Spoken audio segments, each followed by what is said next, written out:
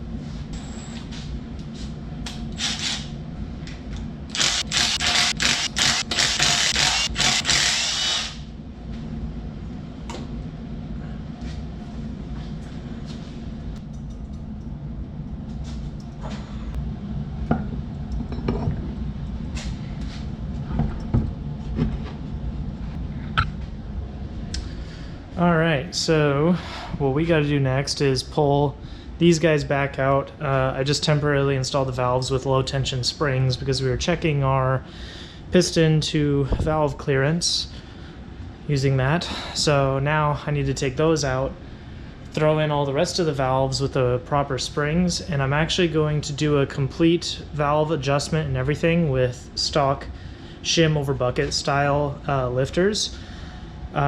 So that I can then remove them and measure the thickness to order shimless buckets, because the cams we're using are too high lift to continue using the factory style shim over bucket style lifters, because the lift is too high on the cam, so it could actually flick the washer off the top of the bucket. So we got to go to shimless lifters. But in order to do that, I need to know what size I got to order. So yeah, that's what we're going to do next. Alright, so it's actually been about a week since I last touched this thing, because I got partway into it and realized that I'm missing a bunch of critical parts, like valve stem seals and some other crap that I needed for the motor. So we got a package here from Flows. Shout out to Flows for having some of the fastest shipping out of any company I've ever ordered parts for my Corolla from. Even though they're in Ireland, somehow it got here in just under a week, so that's amazing. And we're actually gonna get to work on this thing now, finally, after slacking forever. Small update, I've got all the valve springs and retainers and keepers and stem seals all installed on the exhaust side of the cylinder head. I haven't been filming any of this because it is horrifically boring and tedious, even for a time lapse, and I've got some little shakes going on right now because I had a little bit too much caffeine. So these freaking keepers are driving me insane trying to get those things in place without them popping out, but we're getting there. So I'm gonna flip this around, get the intake side done, and we will move on to the next step in this horrible process.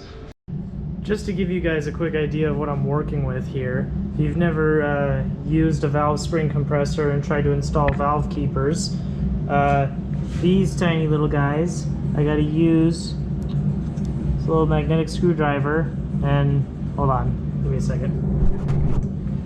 Yeah, to pick up the keeper by the end like this. I think that's completely out of focus, but anyway, pick up the keeper and then very carefully try to install it in here. This is extremely difficult to do when you're not holding a camera, let alone trying to point the camera at it. So I'm not gonna do it on camera, but you get the idea. I got shaky ass hands and I keep dropping these things everywhere and I hate my life, but we're almost there. We only got 6 more to do. So yeah, I'll get back to you guys in a minute.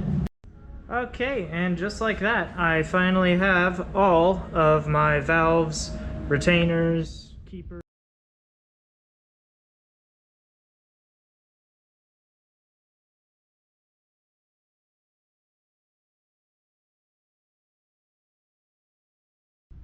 Okay, and we are back again. So the next step that I need to do on this long, arduous journey is I need to take all of the factory buckets, put in the smallest shims that I have in all of the buckets so that I know I'm going to have some kind of clearance with the camshaft, because really all I need to do is get all those buckets in, torque the camshafts down, measure all my clearances, so that I can then use that clearance combined with the overall thickness of this bucket with the shim installed to determine what size shimless lifters I need to get in order to run these camshafts. So that's what we're going to get up to next. Alright, so I actually just finished going through and measuring all of my tolerances with the camshaft torqued in place, and wrote them all down on this sheet here. So I've got all my measurements.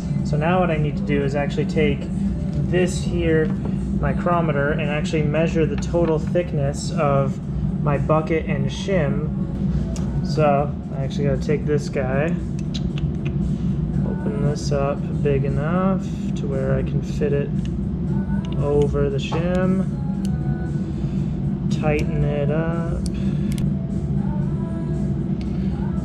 Alright, so as you can see, I don't know if you can actually see that or not, but I've actually got the micrometer sitting right on top inside here where the actual valve stem rests against the bottom of this bucket. So I'm measuring the complete thickness of this setup from the tip of the valve stem to where the camshaft contacts the shim right here. If I take this thickness and add the clearance that I got when I measured it when it was installed, I will know the total distance between my the total distance between my valve stem and the camshaft. So that will tell me what size bucket I actually need to order to get the clearances that I'm looking for. So I won't bore you with the rest of the details. I think I'm going to end off the video here. I just kind of wanted to show you guys a little bit of the process that I'm going through trying to get this motor as perfect as I can make it. I'm not really an engine builder. I'm just kind of doing this out of my garage.